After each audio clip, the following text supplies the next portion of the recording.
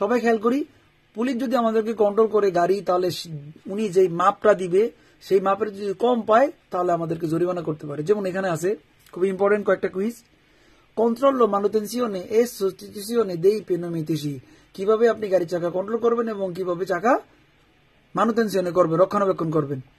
La spessore minimo del battistrada dei pneumatici di un autoveicolo deve essere di 1,6 mm, অর্থাৎ আপনার গাড়ি টায়ারের যেই বাতিস্রাদার যেই স্পেসরে থাকবে সেটা মিনিমাম একটা আউটো ভেহিকুলি বা গাড়ির জন্য 1.6 মিলিমিটার হবে। এটা হলো গাড়ির জন্য, আউটো ভেহিকুলের জন্য 1.6। এইটা নোট করে রাখবেন, এটা পরীক্ষা আসে। তারপরে বলতেছে এই consigliabile sostituire li pneumatici dopo alcuni anni anche se non sono consumati, আপনাকে পরামর্শ দেয় যে কয়েক বছর পরে গাড়ির চাকা চেঞ্জ করে নিতে, যদিও ক্ষয় না হইয়া থাকে। সে নন সোনো কনজুমাতি, ক্ষয় যদি নাও হয় তারপরও পরিবর্তন করার পরামর্শ দেয়।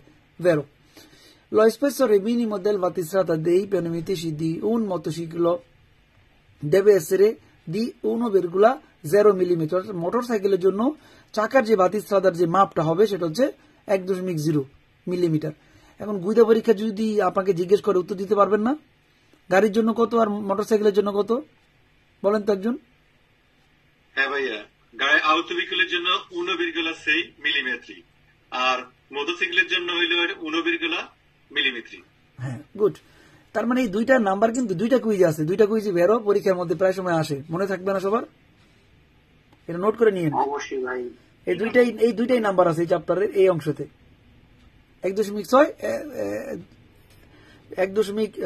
1.0। তারপরে li pneumatici gonfiati con azzatto devono essere tenuti a minore pressione rispetto a quelli di aria compresa। এখানে বলতেছে যে গাড়িগুলো আপনার মানে টিউবলেস হয়, টিউবলেস টাইপের, যেগুলো হাওয়া দিতে হয় না আর কি, সেগুলোতে বলতেছে হাওয়া কম ভরবেন, এবং যেটাতে আরিয়া কম্প্রেস মানে যেটাতে কামেরা দিয়ে আরিয়া থাকে ওইটা থেকে, যেটার মধ্যে মানে হাওয়া দেওয়ার সিস্টেম নাই সেটাতে আপনি কম হাওয়া দিবেন। মানে গাড়ির চাকা দুই ধরনের হয়, এরপরে লিসনে পড়াবো। যে একটার মধ্যে আছে যেমন মোটা হয়, সেটার মধ্যে মিনিমাম অল্প হাওয়া দিলেই এটা কমপ্লিট, মানে ফুটা গেলেও ওইটা হাওয়া বের হয় না।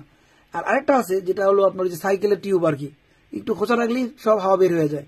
এখানে বলছে কি যে যেটার মধ্যে হাওয়া দেওয়া লাগে না সেটার মধ্যে আপনি কি করবেন, কম হাওয়া দিবেন, আর যেটার মধ্যে আরে যদি কম্প্রেস ওইটা বেশি রাখবেন।